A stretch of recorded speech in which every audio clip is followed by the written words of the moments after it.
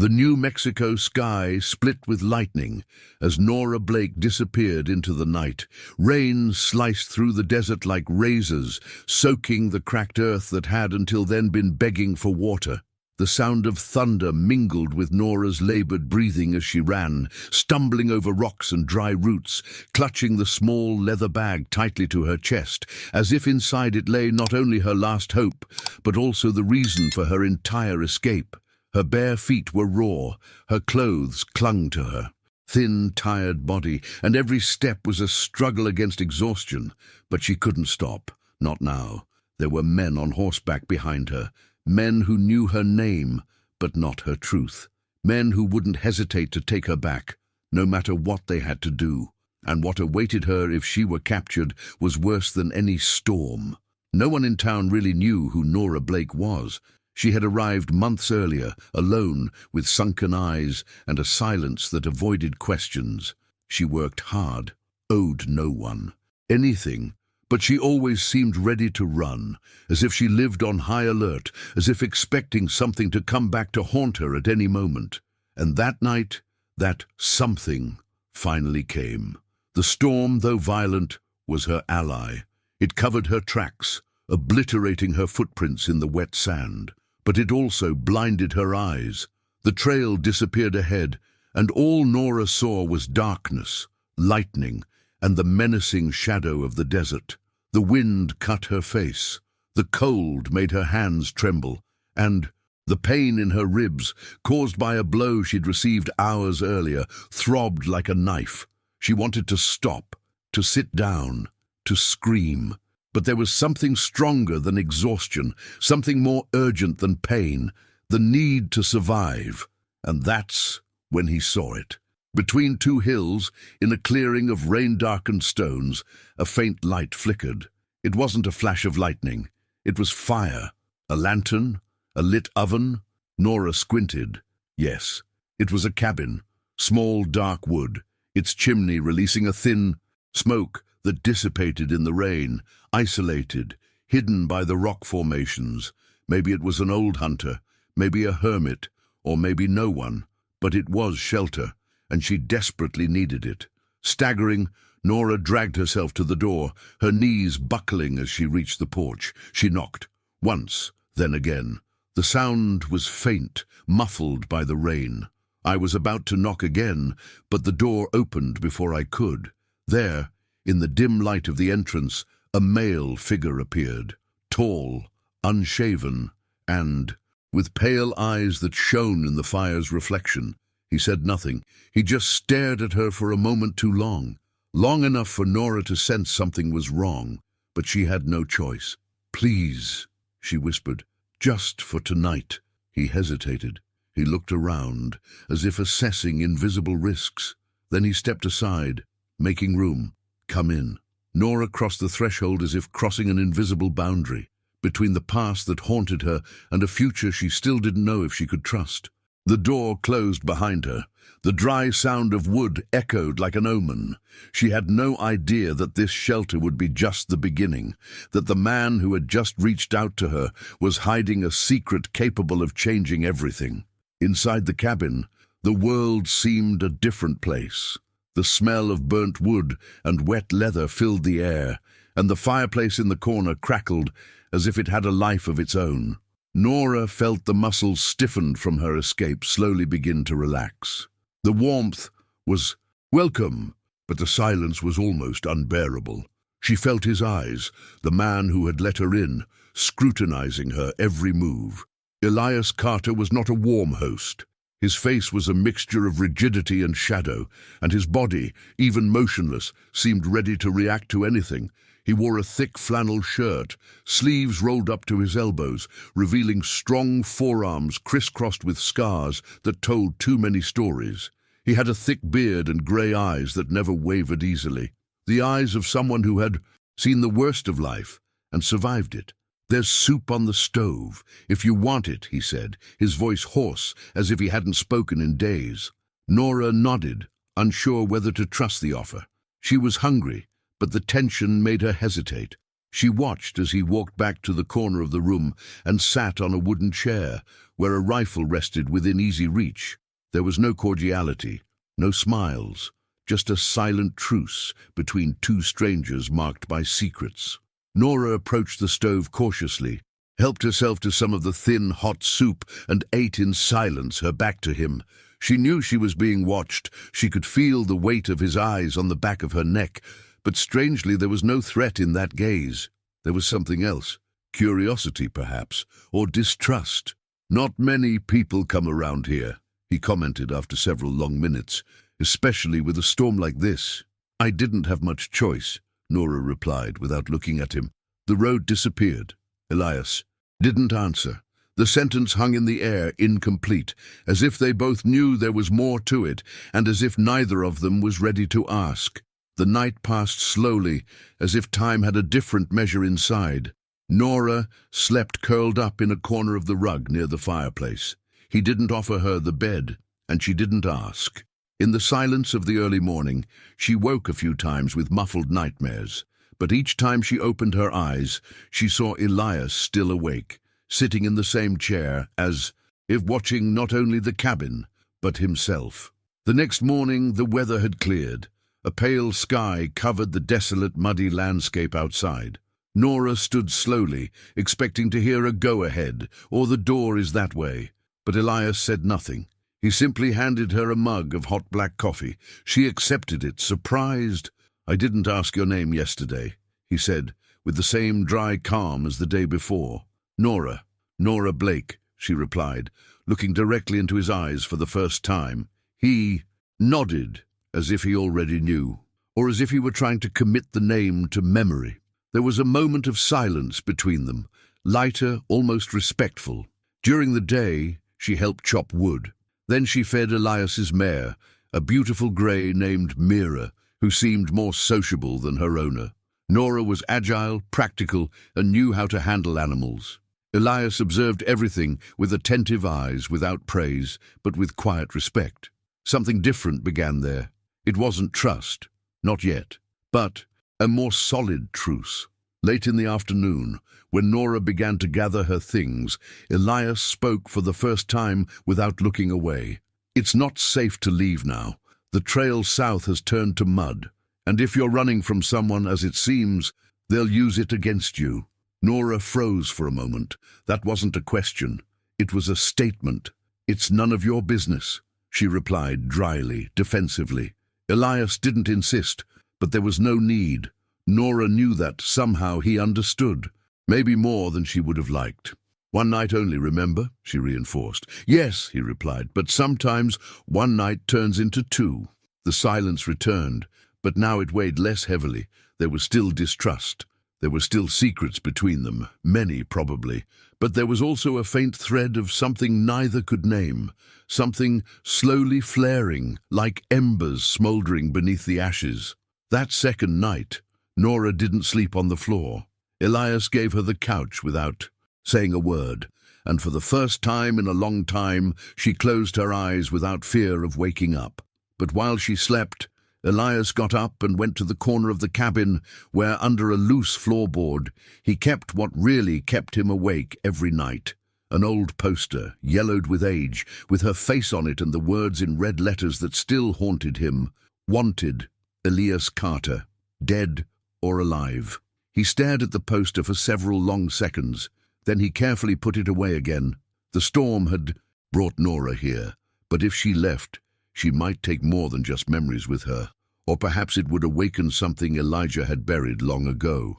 And on that silent night, as the fireplace crackled and the wind howled through the mountains, two stories began to intertwine. But what Nora didn't know yet was how much that secret could cost. The snow arrived at dawn, covering the New Mexico hills like a blanket of silence and oblivion.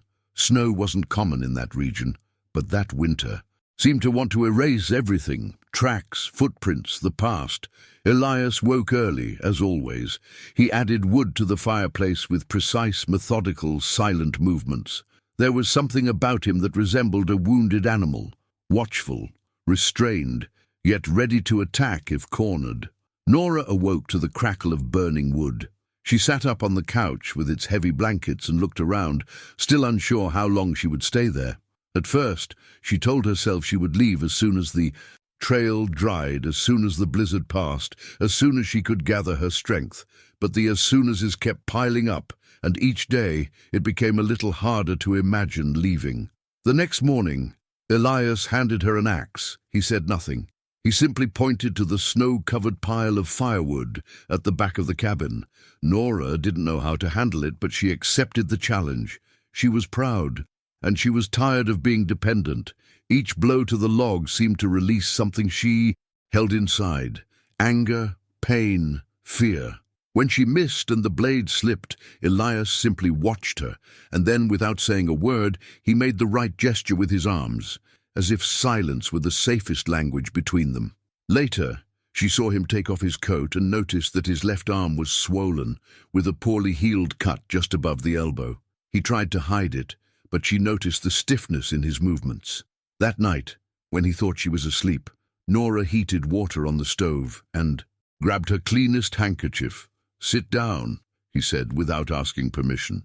Elias hesitated. His body tensed, as it always did when someone got too close. But after a few seconds he relented. He sat at the rough wooden table and let Nora tend to his wound. Her touch was light but firm. He didn't complain about the pain, but his eyes fixed on the wall betrayed a vulnerability he rarely let slip. "Is this from before the storm?" she asked, trying to break the ice. "A little earlier," he replied shortly. Nothing more than that. She didn't press. She already knew he avoided questions, not just from her, but from himself. The silence between them wasn't uncomfortable. It was complicit. They both had things they'd rather not say, names they'd rather forget, memories they refused to revisit. Over the next few days, a routine developed, though neither of them dared call it that. In the mornings, they divided the work. Nora fed Mira, Elias's horse, while he fetched water from the stream. In the afternoons, they organized the supplies, hunted small game, and cooked together, almost without exchanging words. But their gestures spoke volumes. The way he left her the last piece of bread, the way she folded his blanket carefully, even feigning indifference. The way he warmed the wooden bench before she sat down, never admitting the gesture. One night, the blizzard intensified, and the cabin seemed even smaller. Outside, the entire world had vanished, swallowed by white. Inside, only the crackling of the fireplace and the rhythmic sound of their breathing filled the air. Nora sat close to the fire, her knees drawn to her chest. Elias, as always, sat in her favorite chair, his face half hidden in shadow. "How long have you lived here?" she asked, finally breaking the silence. He took a moment to answer. He stared into the flames, as if searching for the answer within. "Long enough to forget the reason," he said finally. She didn't know if it was a joke or a confession, but there was pain in his voice, an ancient, silent, nameless pain. Nora studied him for a few seconds. Those eyes, so cold and hard at first, now seemed to carry a different kind of weight, something more human, closer, but still distant. She considered asking why he never went into town. She considered asking about the signs she'd seen hidden among the loose boards in the corner of the cabin one morning when he'd gone hunting. But she didn't say anything. Not yet. Her fear of disrupting the fragile balance between them outweighed her curiosity. That night, before going to sleep, Elias came over and handed her something, a small, sharp, light, bone-handled knife. "You never know," he said. She understood. It wasn't a gift. It was a vote of confidence, a reminder that even here, even amidst the warmth of the hearth and the careful gestures, the world could still be dangerous, and perhaps even he. The gesture moved her, not because of the object, but because of what it represented. He was letting his guard down, if only a little. She was too. Little by little, unintentionally, they were allowing themselves to exist in each other's presence, not as fugitives, not as strangers, but as something still undefined, a subtle bond, almost invisible. Yet there was something in Elias's eyes that she couldn't ignore, a constant restlessness, a presence that haunted him even when all was silent. Sometimes he would look into the forest as if expecting to see someone emerge, or something. One night, returning from the woods with firewood in her arms, Nora saw Elias standing at the top of the hill behind the cabin, staring tensely at the horizon, one hand on the gun holster strapped to his waist. She called out to him. He didn't answer. He simply descended slowly as if hiding something he didn't want to explain. And that's when she realized. Elias Carter wasn't just a man who preferred isolation. He was someone hiding from a past that still haunted him. And maybe she wasn't the only one afraid of being discovered. The storm might have died down outside, but inside the cabin, something was beginning to simmer beneath the surface. And what would come next, Nora could never have predicted. The wind blew like an ancient lament that night.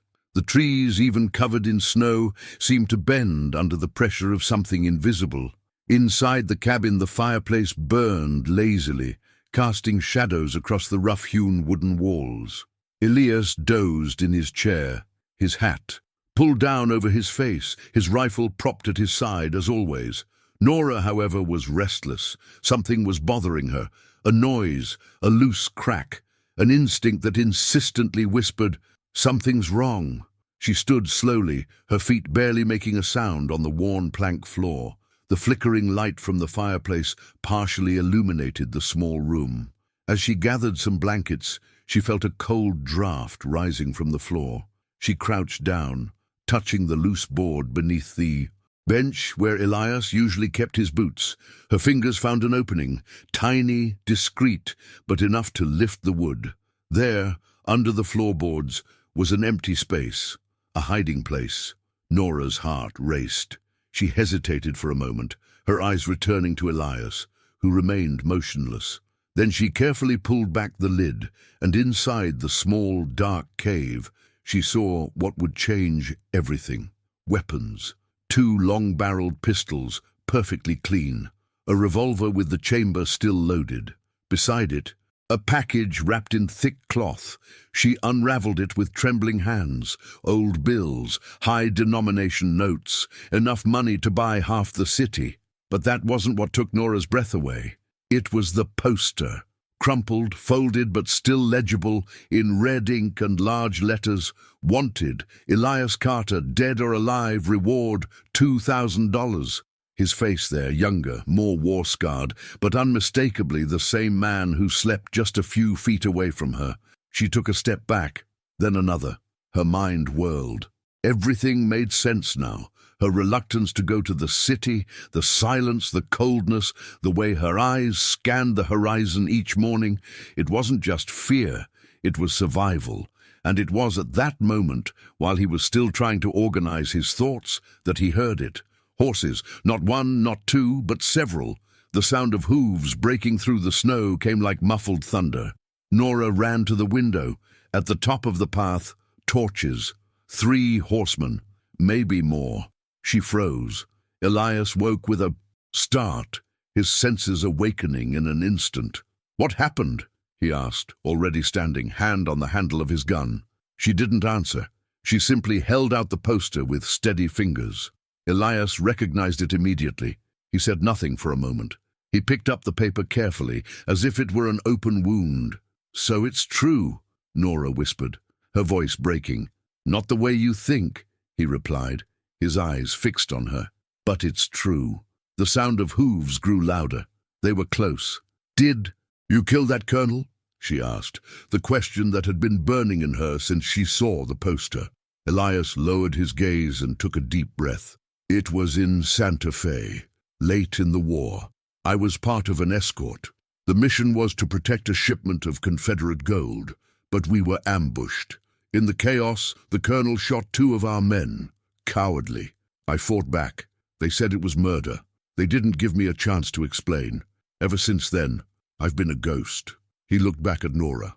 "I never used my name again. I never stopped anywhere again, until you showed up." Outside, voices began to echo among the pines. "Here! The smoke from the chimney!" Time was running out. Nora pulled away, her eyes brimming with tears. Part of her wanted to run, to flee the cabin, him, everything. Another part remembered every gesture, every silence between them, the trust they'd built through hard work. He was a man scarred by a war that never ended, and now she had to choose. If I stay, they'll take me with them, she said, more to herself than to him. Elias nodded. He didn't try to persuade her. He simply walked to the back wall, pulled back a board, and removed an old poncho and a rifle with a worn scope. There's a trail behind the cabin. It leads to the dry riverbed. You can escape that way, he said without emotion. And you? I'll stay. The time has come. Are you going to turn yourself in? He didn't answer. Now the sound of boots sinking into the snow could be heard. A voice shouted, "Elias Carter, we know you're there. Open up or we're coming in." Nora felt her entire body tremble. Every cell in her wanted to run, but her feet wouldn't move. Elias looked at her one last time. His eyes, once so hard, now pleaded, not for salvation, but for truth. "I need to know, Nora. Are you going to run away, or are you going to stay?" She looked at the door, then at the still open hiding place, the poster in her hand. She thought of the cold days, the shared bread, the few words, and the many silences. The first time in years she'd felt like she could trust. The door handle turned. The choice needed to be made, and quickly, because Elias's past had just come knocking on his door, and he wasn't alone. The sun was low when the first flashes of light appeared behind the slope.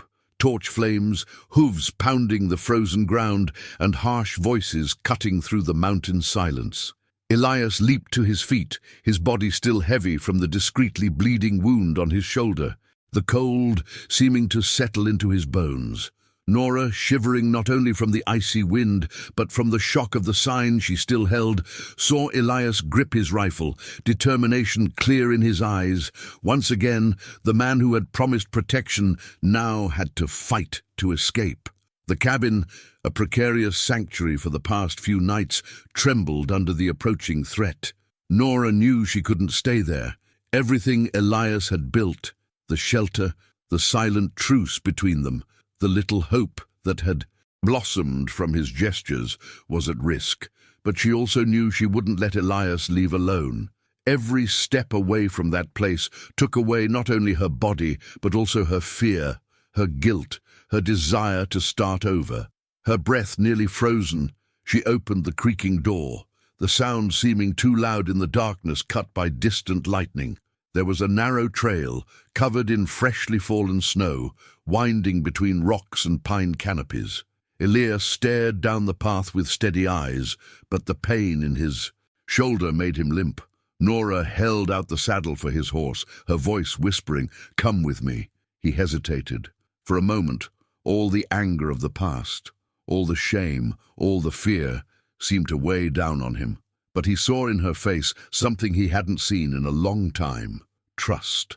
And when the first sound of boots broke the night, he grabbed her hand and mounted.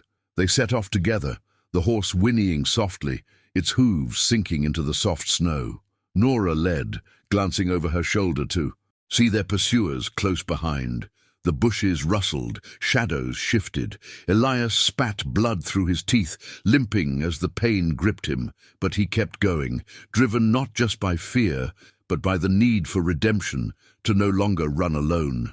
The secret trail led them through a dry riverbed where the snow wasn't as thick.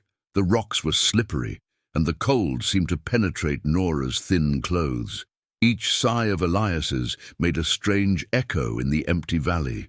She looked at him, at the red patch on his shoulder, at his tense shoulders and rigid silhouette, and felt that finally she was doing this right, not because she knew her destination, but because she was doing it with someone who mattered. They galloped as far as the night would allow, until they felt they were too far from the cabin to hear the screams of their pursuers, but not too far to still fear the shadow of the past.